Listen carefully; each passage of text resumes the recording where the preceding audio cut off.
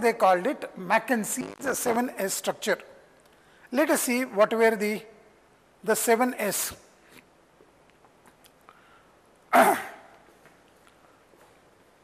Further, they divided the 7 factors into hard variables and the soft variables.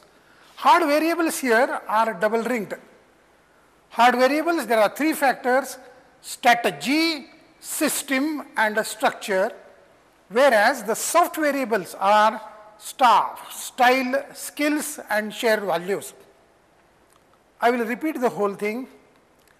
McKinsey and Company, the world's biggest management consultancy firm, was given a task to find out the factors that give an organization a success.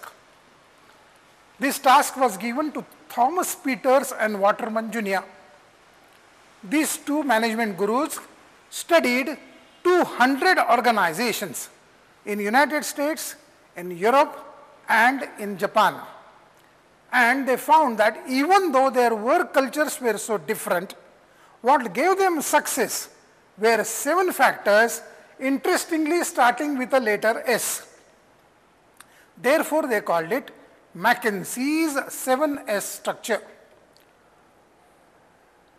They further divided these 7 factors into hard variables and soft variables. As the name suggests, hard variables as compared to the soft variables are difficult to change. Hard variables are double ringed here: strategy, system and structure, whereas the soft variables are staff, style, skills and shared values. Staff, style, skills and shared values. Now, I will describe all the 7 factors in a line or 2. Strategy. We already discussed strategy is how an organization tries to achieve its long-term goals. Strategy is how an organization tries to achieve its long-term goals. System are various components in the organization that give it a success. Structure. Structure denotes how the tasks are divided and regrouped by functions. Structure denotes how the tasks are divided and regrouped by functions. Let us again go through the hard variables. Hard variables are 3 in number: strategy, system and structure. Strategy is how an organization tries to achieve its long-term goals.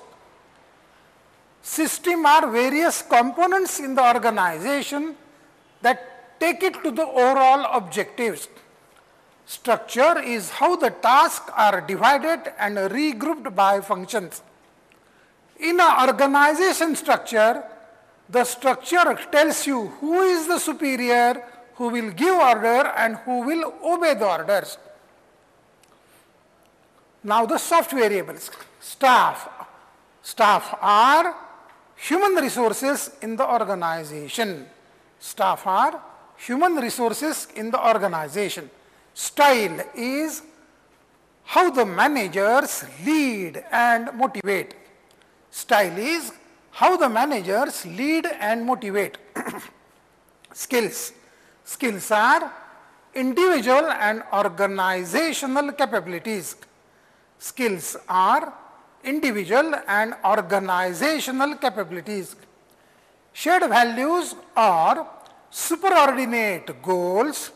Shared values are superordinate goal. One more S coming again, is how the organization wishes to pursue its vision, mission, objectives and values.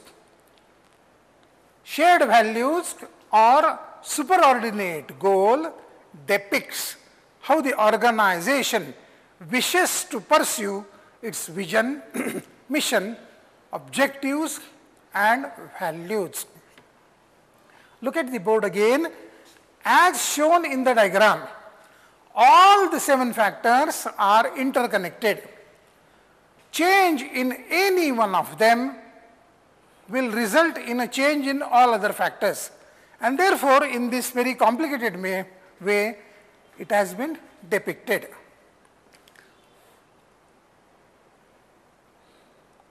So, we have seen one more tool, McKenzie's 7S structure. McKenzie's 7S structure. Okay. Now, we will see generic strategies of Michael Porter, or as given in your handout, Porter's 4 generic strategies are how to get a sustainable competitive advantage. How to get a sustainable competitive advantage. Says Porter, do not compete unless you have got a sustainable competitive advantage. Elsewhere in the book he says, you have got no business to be in a business unless you have got sustainable competitive advantage. Look at the board now. Basically, there are 2 ways to get a sustainable competitive advantage. One is differentiation. Second is a price leadership. Differentiation, again you can divide it into differentiation of a product and a differentiation of the service. Differentiation of a product and a differentiation of a service. What is differentiation? Differentiation pertains to a quality which the competitors are frightened of, but the customer is ready to pay a premium price willingly. I will repeat again. Differentiation pertains to a quality which the competitors find frightening, but the customer is ready to pay a premium price willingly. You have differentiation of a product. For example, there is a car from Rolls-Royce. This car is so precisely made, it is handmade. Any high value camera in the world, let it be of any make, the lenses come from one company, and that company is Carl Zeiss Jena. Carl, I will just write it down here, Carl Zeiss Jena. All the cameras in the world, regardless of whether it is Chinese made or a Korean made or a Japanese made, all high value cameras have one company giving them lenses. This is Carl Zeiss Jena. Jena is a town in East Germany, world class. Again you will find that on the pavements you can get an imported goggle in 100 rupees. There is a company by the name Bosch and Lomb. Bosch and Lomb, which is maker of a Ray-Ban goggle. Bosch and Lomb cheapest goggle now is around 5,500 rupees. Whereas on the pavements in the city, you can get an imported goggle in 100 rupees, even 50 rupees. Why are we mad to pay such amount? We are not mad. We pay for that superior quality. Or ladies' purses from a company LV, Louis Vuitton. Ladies' purses from a company Louis Vuitton. A cost of an empty purse is more than 30,000 rupees now. What is so great about it? What is great about it is a superior quality. It is superior quality. Or the zips from a company YKK. Entire world buys zips from one company only. More than 60 to 70% of the zips made in the world come from a single Japanese company, YKK. These are all examples of differentiation of a product. Now, differentiation of a services. Can you have a service which is frightening to the competitors? Yes. For example, a earth-moving giant by the name Caterpillar delivers spare parts anywhere in the world in the flat 48 hours. Anywhere in the world. Deep inside the jungles of Africa, you can give order, and if you don't receive the order in 48 hours, don't pay. It is guaranteed. You will receive the order in 48 hours. Or Domino's Pizza, if you order from your home, within 30 minutes, you will get a delivery. What is it? It is a differentiated services. In USA, there is a company FedEx, Federal Express of USA. America is 4 times bigger than India in terms of size. It has 4 time zones. But if you send a parcel within 24 hours, it will be guaranteedly delivered. If it doesn't get delivered in 24 hours, don't pay. That is differentiated service. Another way is price leadership. To give a product which works, which is at an extremely affordable price. Now here many Indian companies compete. For example, Mahindra, which has got a vehicle by the name Maximo. It is the cheapest vehicle in the world, a commercial vehicle at 1.56 lakh rupees. A Mahindra Maximo, a Mahindra Geo, which is the cheapest truck in the world. Then Tata Swatch, which is the world's cheapest water purifier. It started at 500 rupees and now they increased it to 800 rupees. Or a Nirma detergent, it is an example of a price leadership. Most of the companies are neither here nor there. Should they leave the business? No. They can go for the third option, a focus or a niche or a segment marketing. Here again, so these are the 4 ones: differentiation, price leadership, differentiated focus or a price focus. What is a differentiated focus? Example of a differentiated focus. See, only yesterday there was a news that Indian Air Force could rescue ITBP soldiers which were stranded in the Himalayas.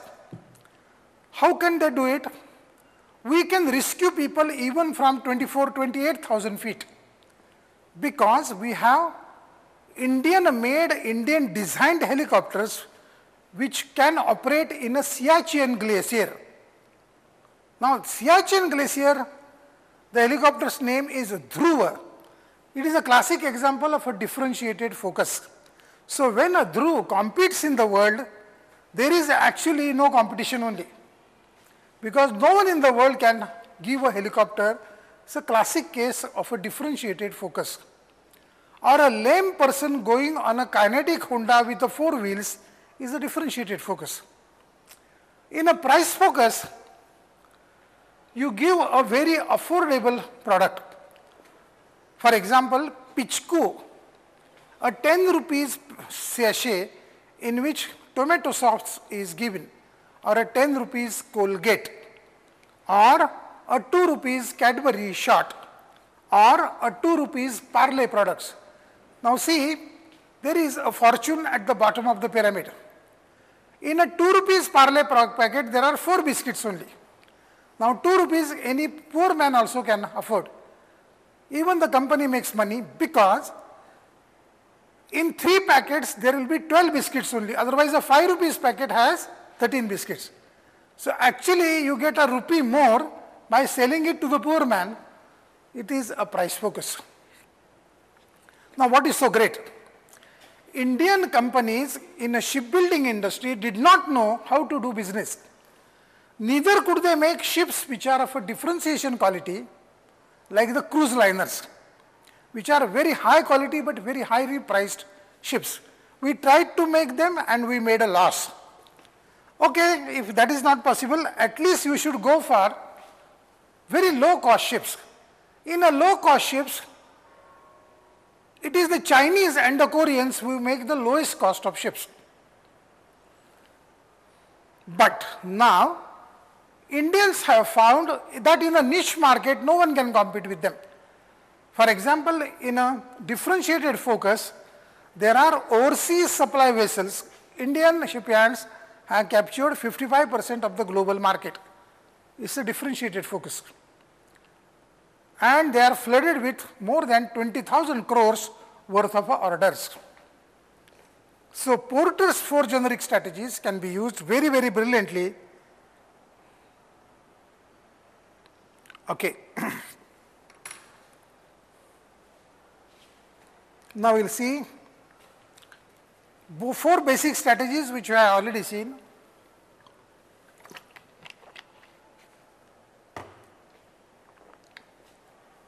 The first one is stability strategy. In a stability strategy, you can have a pause and a proceed strategy. You can have a no change strategy, or you can have a grab profits while you can strategy.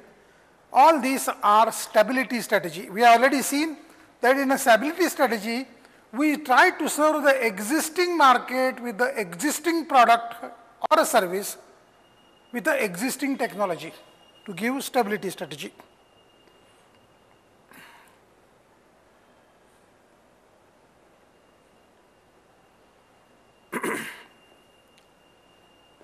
Pestle analysis.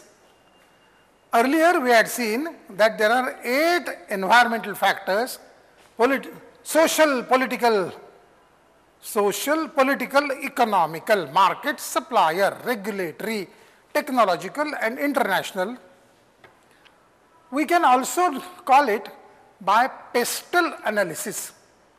P is for political factors, E is for economical factors, S is for social factors, T is for technological factors, E is for environmental factors, and L is for legal factors. If you see the first letters, it is Pestle analysis.